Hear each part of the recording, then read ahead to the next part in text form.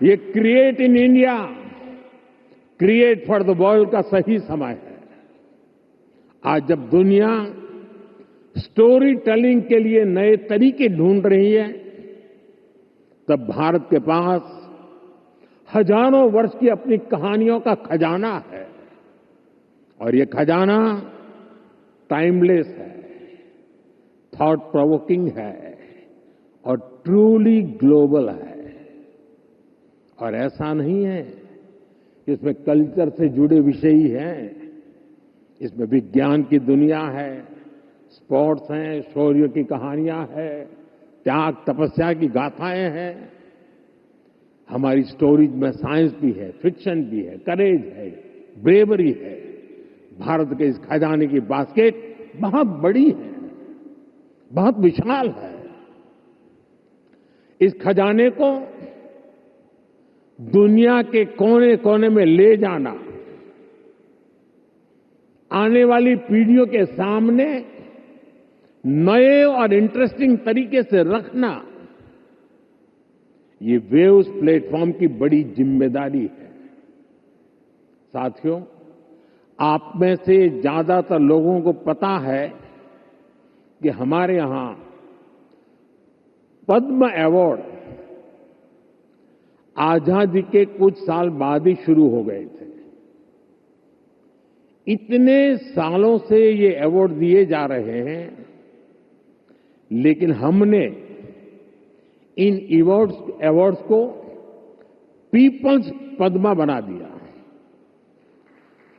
जो लोग देश के दूर दराज में, कोने कोने में देश के लिए जी रहे हैं, समाज की सेवा कर रहे हैं, हमने उनकी पहचान की, उनको प्रतिष्ठा दी, तो पद्मा की परंपरा का स्वरूप ही बदल गया।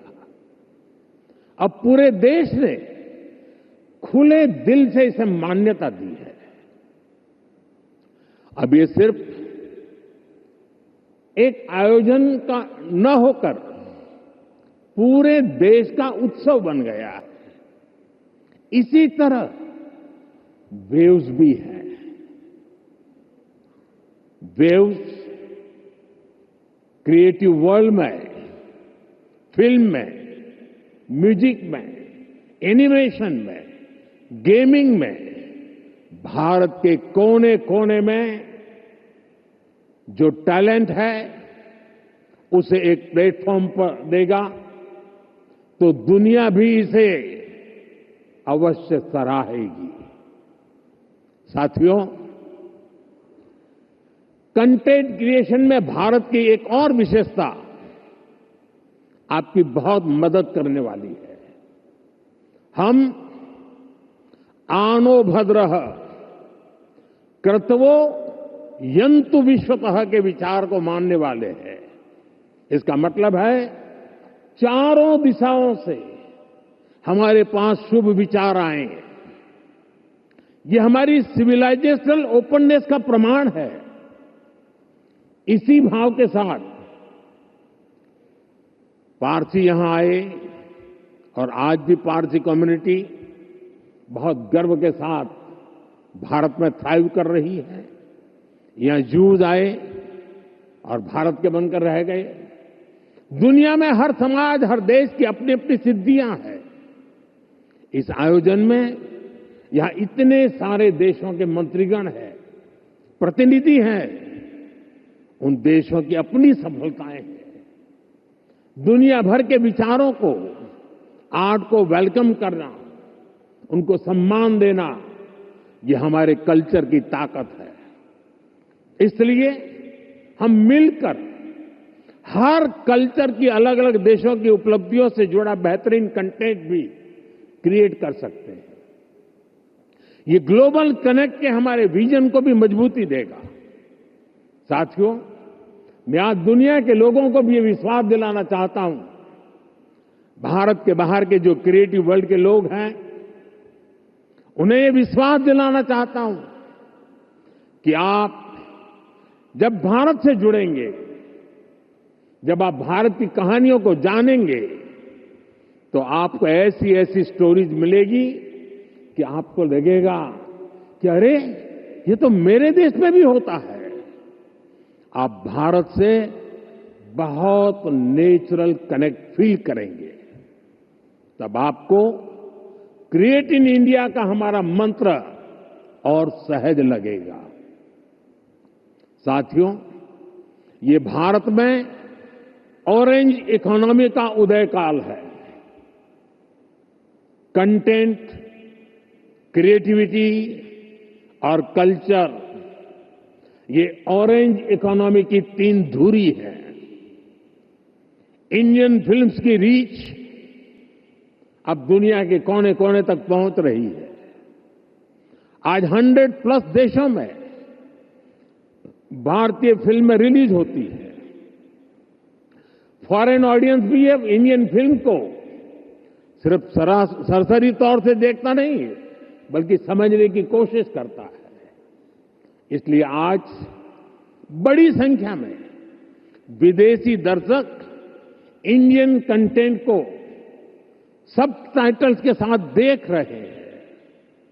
इंडिया में ओटीटी इंडस्ट्री ने पिछले कुछ सालों में 10x ग्रोथ दिखाई है।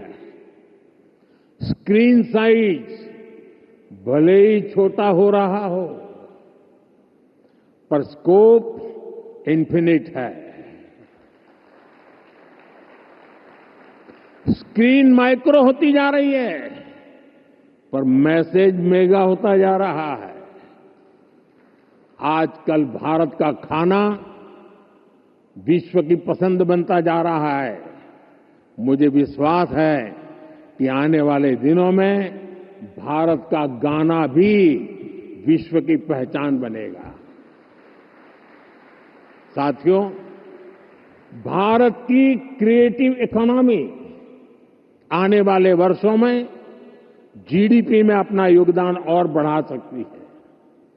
आज Bharat film production, digital content, gaming, fashion और म्यूजिक का ग्लोबल हब बन रहा है। लाइव कंसर्ट से जुड़ी इंडस्ट्री के लिए अनेक संभावनाएं हमारे सामने हैं। आज ग्लोबल एनिमेशन मार्केट का साइज $430 बिलियन से ज्यादा का है। अनुमान है कि अगले 10 सालों में ये डबल हो सकता है। ये भारत की एनिमेशन और ग्राफिक इंडस्ट्री के लिए बहुत बड़ा अवसर है।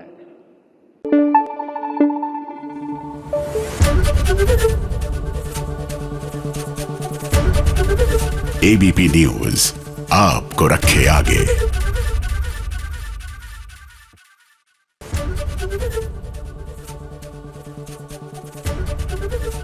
एबीपी गंगा, खबर आपकी, जुबान आपकी।